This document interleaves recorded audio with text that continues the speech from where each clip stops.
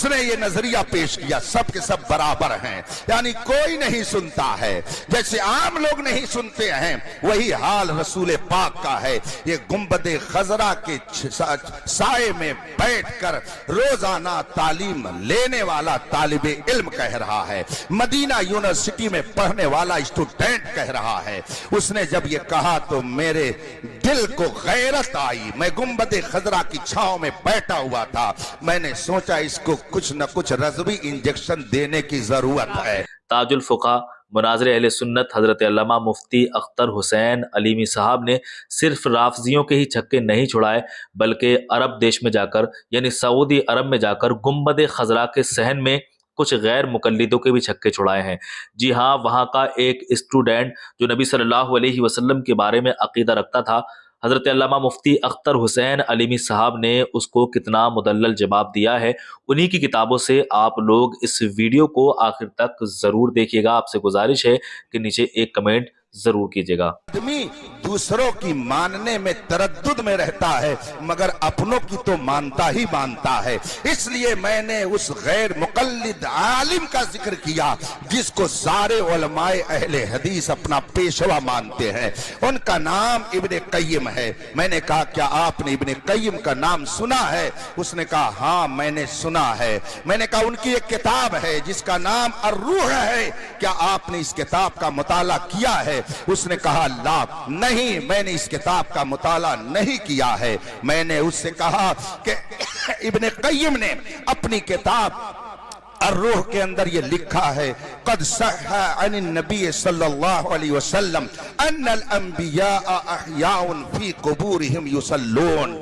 उलमाए हदीस के ये पेशवा अपनी किताब अर्रूह के अंदर लिख रहे हैं कि सही हदीसों से ये साबित है कि जितने नबी हैं सब अपनी कब्रों में जिंदा हैं और नमाज पढ़ते हैं।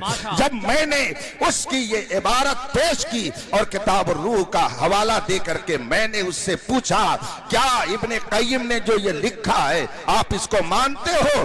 अब जाहिर सी बात है, बात आ गई अपने मौलाना की, तो कैसे इनकार कर सकते हैं। यही वो नुक्ता है जिसे समझने की जरूरत है। कुछ लोग ऐसे हैं कि अगर उनके पीर के बारे में कोई कुछ कह दे, उनके उस्ताद के बारे में कोई कुछ कह दे, उनके शेख के बारे में कोई कुछ कह दे तो वो आपे से बाहर हो जाते हैं, वो उसको बर्दाश्त नहीं कर पाते। मगर सुन्नी सही अकीदा ये सोचता है तुम मुझे जो चाहो कह सकते हो, मेरे पीर को जो चाहो वो कह सकते हो, मगर पीरों के पीर मुस्तफा की बारगाह में अगर तुम गुस्ताखी करोगे तो हमारी जान भी जा सकती है। हमें कोई परवाह नहीं है, हमारे घर लुट जाए हमें उसकी कोई परवाह नहीं है, मगर ये हम भला कैसे बर्दाश्त कर लें कि मुस्तफा की शान में गुस्ताखी की जाए।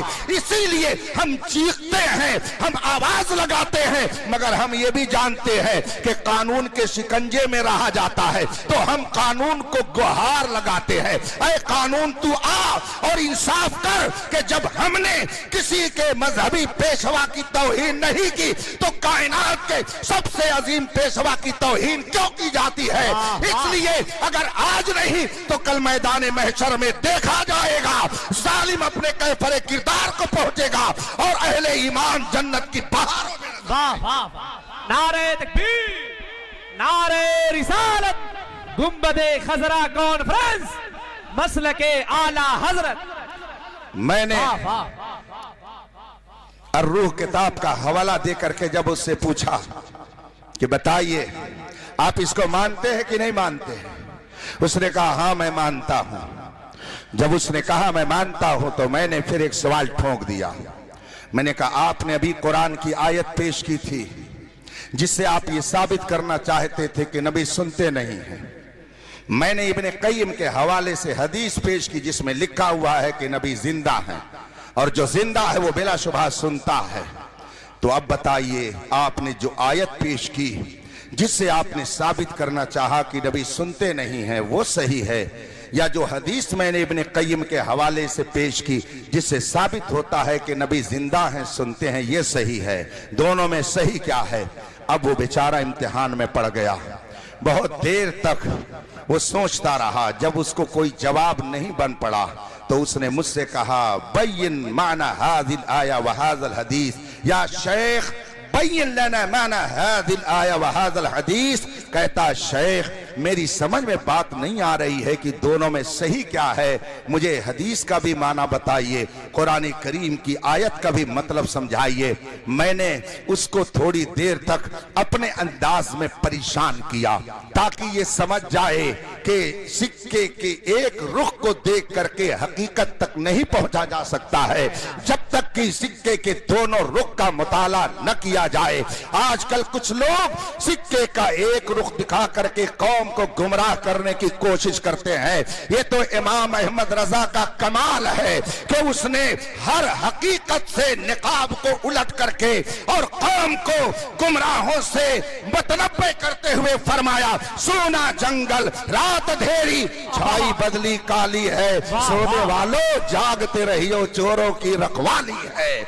मैंने उसके सामने जब तफसील रखी उसने कहा, शुक्रन लगाया शेख, आपका बहुत बहुत शुक्रिया कि आपने मुझे कुरान और आयत हदीस का मतलब समझा दिया। और उसने तस्लीम किया कि बेशक नबी जिंदा हैं और कब्रों में अपने अपने आराम फरमा, अपनी अपनी कब्रों में आराम फरमा है और पुकारने वालों की पुकार को वो सुनते हैं। उसने इस बात को तस्लीम किया। मैंने सिक्के का दोनों रुख जब उसके सामने रखा हुआ हैरत में पड़ गया। मैं यर्ज करना चाहता हूं कि आज भी एक जमात जुब्बा लिबास में कौम को गुमराह करने की नापाक कोशिश में लगी हुई है और कलमा पढ़ने के बावजूद वो दर हकीकत कुरान का भी इनकार कर रही है और हदीस का भी इनकार करती है। इसी हिंदुस्तान में ये जमात भी पाई जाती है। रसूल पाक सल्लल्लाहु अलैहि वसल्लम ने अपने सहाबा के बारे में फरमाया, हजरत सैयदना अबू सईद खुदरी रदियल्लाहु ताला अन्हु सहाबी रसूल हैं। वो रिवायत करते हैं कि रसूल करीम सल्लल्लाहु अलैहि वसल्लम ने इरशाद फरमाया, ला तसुब्बु सहाबी, मेरे सहाबा में किसी की शान में गुस्ताखी के कलमा मत बोलना।